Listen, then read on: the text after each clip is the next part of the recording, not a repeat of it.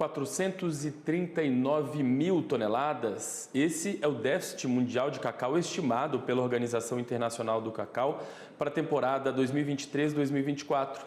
Vamos entender os fatores que ajudam a explicar este cenário com o analista de inteligência de mercado de cacau da StoneX, o Rafael Borges. Rafael, bom dia primeiramente, seja bem-vindo aqui com a gente ao Agronotícias, tudo bem? Bom dia, Felipe, prazer estar aqui, prazer falar com vocês sobre esse mercado. Satisfação nossa em recebê-lo, Rafael. Bom, essa previsão de déficit de 439 mil toneladas é bem superior, inclusive, à anterior, que estava ali em 374 mil toneladas. Queria saber de você, então, o que está acontecendo com os países produtores para justificar esse cenário, Rafael? Perfeito, Felipe. Acho que é importante ressaltar, primeiro, que esse já é o terceiro déficit seguido na oferta global de cacau. Então, a gente já vem desde a safra 21-22, né? Safra que começa em outubro e termina em setembro, a gente tem visto uma oferta que fica abaixo da demanda. Isso vem por uma tendência principalmente de uma diminuição da produção ali no oeste africano, né? Os dois principais produtores, né, a Costa do Marfim e Gana, que são responsáveis ali por 70% da produção mundial, eles têm sofrido tanto com relação ao clima, um clima extremo com chuvas irregulares causadas ali em grande parte por causa do fenômeno do El Niño, nisso no cenário mais recente, mas também por uma tendência estrutural do mercado que vê uma falta de investimento crônica ali no setor, né, nesses países que sofrem com fatores econômicos bastante desfavoráveis nos últimos anos, e também por conta de uma tendência de envelhecimento dessas árvores, desses cacaueiros, que se tornam menos produtivos, e também influência de doenças, né? Então, se estima ali, a Organização Internacional do Cacau estima que por volta de 30% dos cacaueiros da Costa do Marfim e Gana estejam infectados aí por uma doença que gera redução da produtividade e até morte dos cacaueiros. Então a gente tem, por um lado, um clima que não tem sido favorável, por outro lado, uma tendência estrutural do setor e também uma questão relacionada ao envelhecimento estrutural ali e problemas relacionados realmente a uma tendência de longo prazo, né? Pois é uma junção de fatores, né, Rafael? E quais os reflexos que um déficit desse tamanho na safra pode trazer, por exemplo, ao mercado mundial? Mexe muito com os preços? Mexe de que maneira aí com essa questão de mercado, pensando dessa forma? Bom, Felipe, isso é o que a gente tem visto claramente ali principalmente desde o começo de 2024. Então, historicamente, a gente vê ali o cacau negociado na Bolsa de Nova York por volta de 3 mil dólares por tonelada, né? Historicamente, esse é o valor mais comum que a gente via. A gente chegou no começo desse ano, no final do primeiro trimestre desse ano, a 11 mil dólares por tonelada. Então, é uma mudança realmente da água para o vinho, vamos dizer, para o mercado de cacau, que é resultado justamente da percepção do mercado de que a oferta está muito abaixo do esperado. Essa última revisão da AECO trouxe uma queda por volta de 30%, né, estimada para a produção de Gana. A queda para a Costa do Marfim está ali por volta de 20%. E os outros produtores eles têm quedas menores ou até mesmo um eventual aumento na produção.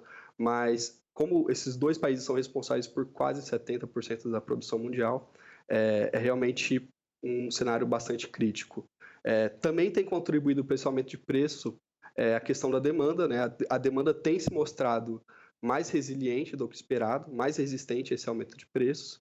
Então, essa revisão recente do déficit da AECO, ela vem principalmente, como já se sabia que o cenário para a oferta estava tão crítico, esse reajuste vem principalmente por conta da demanda, né? Então, a gente tem visto uma demanda mais resistente por enquanto. Pois é, você está falando em demanda, eu ia justamente te perguntar algo nesse sentido. Eu queria saber se você acredita que de alguma maneira já está faltando ou pode faltar matéria-prima para a produção de chocolate, por exemplo, que é um dos setores que mais demanda essa amêndoa, né? Você acha que pode faltar essa matéria-prima? Olha, isso foi um pouco do pânico que tem sido causado no mercado, que causou essa escalada tão vertiginosa de preço, né? Então, o receio da falta de oferta é o que trouxe o preço para esse momento, e o preço funciona como uma ferramenta de ajuste, né, entre oferta e demanda.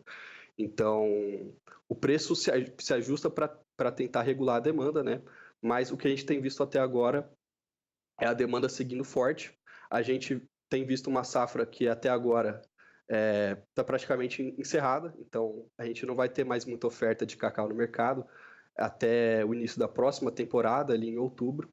Então, o cenário até lá ainda é muito incerto. A gente tem visto muitos relatos de incerteza nesse momento no mercado, porque o cacau ele é uma commodity que a gente tem menos informação para fazer análise dos fundamentos. A gente tem recebido relatos de que existem produtores no oeste africano não reportando seus estoques, fazendo contrabando para países diferentes, então a gente não tem acesso a esses dados exatamente, mas o cenário é bem crítico e os preços refletem esse cenário, né, da preocupação com o fornecimento da amêndoa. Totalmente dependente, né, de alguns desses países africanos aí em relação à produção de cacau. Em momentos como esse, de crise, existem oportunidades que surgem, né? Você acredita que o Brasil, de alguma forma, pode se beneficiar dessa crise, por exemplo? Porque o Brasil, aos poucos, tem buscado voltar, né, para o cenário mundial da produção de cacau. É um processo longo, mas, enfim, no momento de crise, a gente pode tentar buscar aí um espaço maior, surgir como uma alternativa para a produção de cacau aí nos próximos anos? Certamente, Felipe. Realmente é o que a gente tem visto a tendência para essa e para as próximas safras, é justamente os produtores que a gente diz, os produtores secundários, que estão responsáveis ali juntos por volta de 20% da demanda, aliás, da oferta mundial de cacau. A gente tem visto que esses produtores eles têm tido condições melhores de investimento. Então, esse aumento recente dos preços tem se passado melhor para os produtores desses países, como Peru, Brasil, Equador. Esses países secundários eles têm tido condições melhores de investir em fertilizantes, em expansão de área.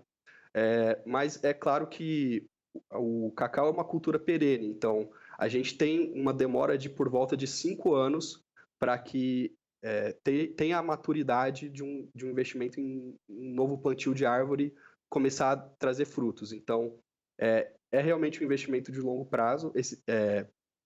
A tendência é que esses outros países passam a ter mais significância no saldo global de cacau.